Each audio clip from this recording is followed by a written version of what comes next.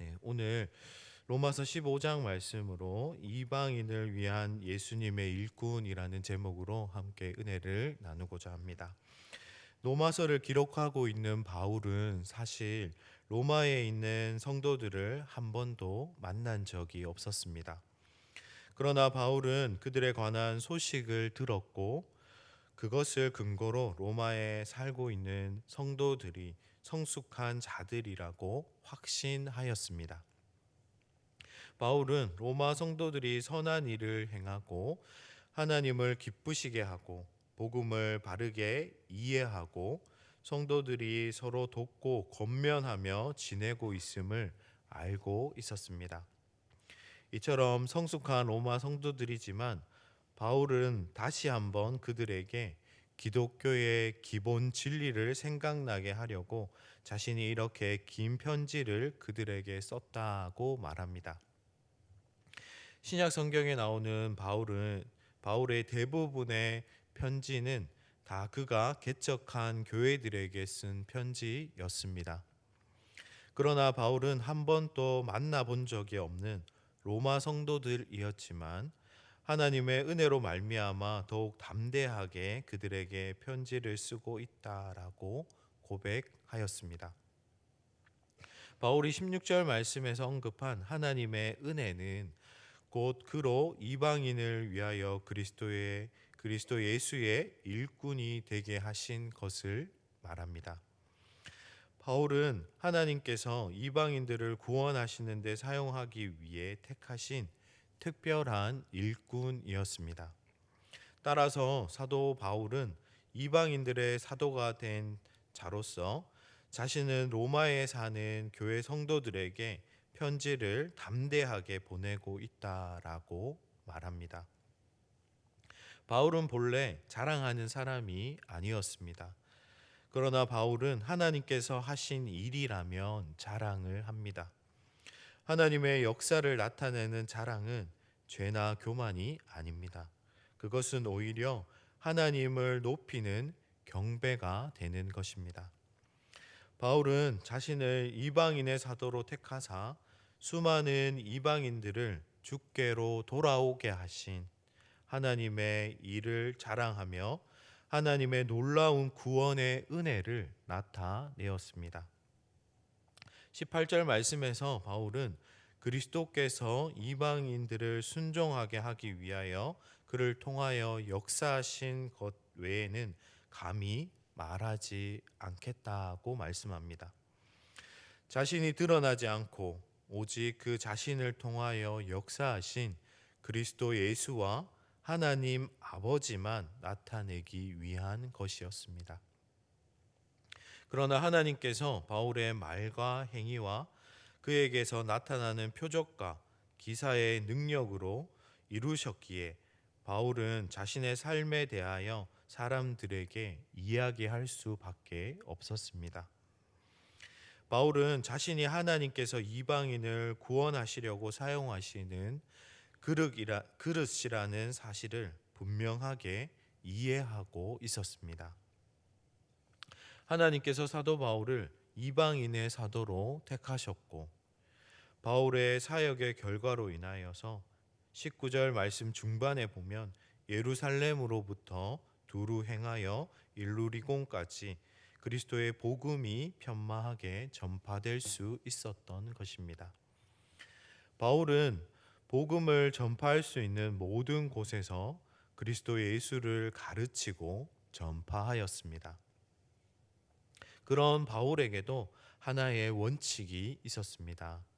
그것은 이미 그리스도 예수의 복음이 전파된 곳에서는 복음을 전하지 않는다는 원칙입니다. 20절 말씀에서 바울이 가진 유일한 목적은 아직 그리스도 예수를 알지 못하는 사람들, 복음을 듣지 못한 지역에 가서 그리스도와 그의 복음을 전파하는 것이었습니다. 따라서 바울의 전도 전략은 인구가 많은 중심 도시에 가서 복음을 전파하고 그곳에 교회를 세웠습니다. 그리고 교회의 기초가 세워지면 다시 복음을 듣지 못한 새로운 지역으로 옮겨갔습니다. 바울은 이미 복음이 전파되고 교회가 세워진 곳에는 가지 않았습니다. 자신 외에 다른 전도자들이 이미 복음을 전하였고 자신은 아직 복음을 듣지 못한 곳에 가서 복음을 전하는 일이 더 중요하였기 때문입니다. 바울이 이와 같은 삶이 하나님의 말씀을 성취하는 것이라고 그는 믿고 살았던 것입니다. 21절 말씀에 기록된 바 주의 소식을 받지 못한 자들이 볼 것이요 듣지 못한 자들이 깨달으리라 함과 같으니라고 말씀합니다. 이 말씀은 구약 성경 이사야 52장 15절의 말씀입니다. 하나님께서 이사야를 통하여서 이방 나라와 이방 사람들이 메시아의 낮아지심과 높아지심을 보며 놀라게 되는 모습을 예언한 말씀입니다. 바울은 이사야 선지자의 말씀을 붙잡고 자신의 사명이 선교적인 노력을 통하여서 이방인들에게 예수 그리스도를 나타내고 증거하는 일임을 확신하고 있었던 것입니다.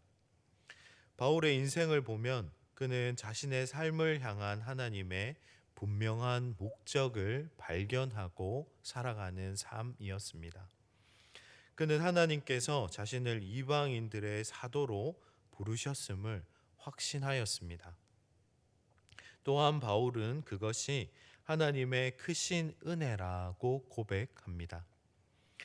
바울은 자신의 사명이 하나님의 복음의 제사장이 되어 이방인들로 성령 안에서 거룩하게 만들어 하나님께서 기쁘시게 받으실 만한 제물이 되게 하는 것이라는 그의 구체적으로 자신의 사명을 밝히고 있습니다. 바울은 이 일을 위해 평생토록 여러 도시를 두루 다니며 예수 그리스도의 복음을 전파하고 그곳에 교회를 세웠습니다. 이미 복음이 전해진 도시에는 가지 않았고 비록 어렵고 힘겨운 도시라도 그는 포기하지 않고 또 가서 그곳에서 복음을 전파하고 교회를 세웠습니다. 바울은 자신의 이러한 삶이 이사야 52장의 말씀 곧 하나님의 뜻을 성취하며 하는 길이라고 확신하며 살았던 것입니다. 오늘을 살아가는 우리들도 바울과 같이 하나님께서 우리에게 주신 사명을 깨닫고 그 사명을 이루기 위하여서 최선을 다하는 삶을 살아야 할 것입니다. 그런 삶이야말로 그리스도께서 가장 복된 삶이며 가장 아름답고 하나님께 영광 올려드리는 삶이 될 것입니다. 성서중부교회 성도 여러분, 오늘 말씀을 통하여서 나에게 주신 하나님의 분명한 사명을 발견하고 깨닫는 은혜가 있기를 소망합니다.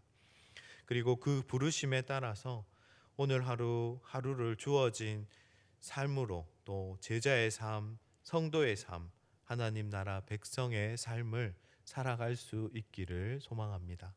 또한 그런 삶을 통하여서 날마다 하나님께 영광 올려드리는 저와 우리 성도님들이 되시기를 주님의 이름으로 축복합니다. 함께 기도하시겠습니다.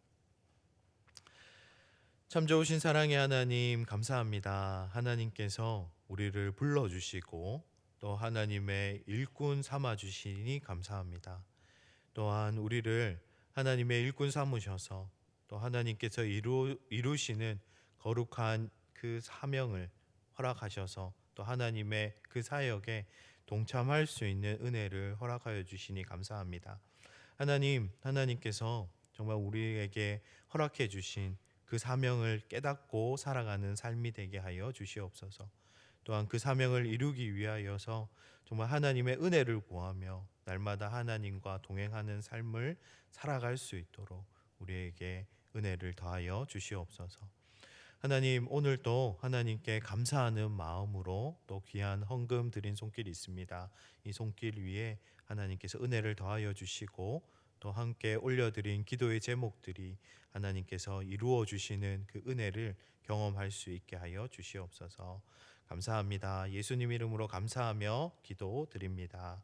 아멘.